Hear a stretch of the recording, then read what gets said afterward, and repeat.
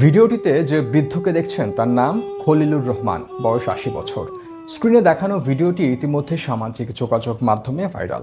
এ নিয়ে নিন্দার ঝড়ও বইছে। অনেকেই বর্বরচিত এই ঘটনার বিচার চাইছেন। ঘটনাটি ৮ আগস্ট শুক্রবারের।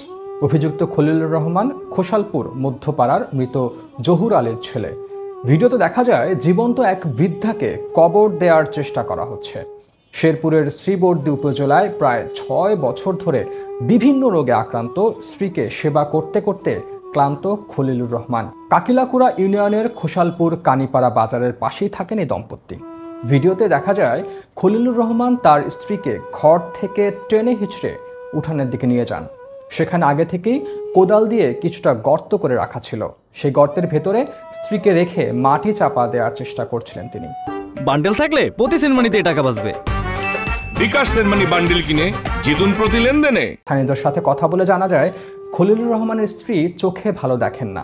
স্বামীর এমন কাণ্ডে আত্মরক্ষায় চিৎকার করতে দেখা গেছে ভিডিওতে, কিন্তু সেখানে একাধিক ব্যক্তির উপস্থিতি থাকলেও কাউকে এগিয়ে আসতে দেখা যায়নি। ওই দম্পতির নাতি মোহাম্মদ খোকন এই ভিডিওটি ধারণ করে সামাজিক যোগাযোগ মাধ্যমে ছড়িয়ে দেন। রাতারাতি তা ভাইরালও হয়ে যায়। স্থানীয়রা জানান খলিলুর রহমান তেমন ঝামেলা জড়ান না, তবে তিনি গরিব মানুষ। গতকালই স্ত্রীর জন্য একটি চেয়ার কমোড কিনে আনেন। অনেক চিকিৎসা করা হলেও তার স্ত্রী সুস্থ হননি। সবার সঙ্গে হাসি মুখে চলেন খলিলুর।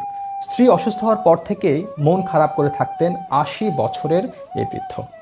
বিরক্তি থেকে এমন কাণ্ড ঘটাতে পারেন বলে ধারণা করছেন এলাকাবাসী।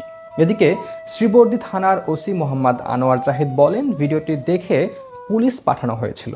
পরে শোনেন বিষয়টি স্থানীয়দের মাধ্যমে সামাজিকভাবে সমাধান করা হয়েছে। তবে কারো লিখিত অভিযোগ পেলে আইনগত ব্যবস্থা নেওয়ার কথাও জানান তিনি।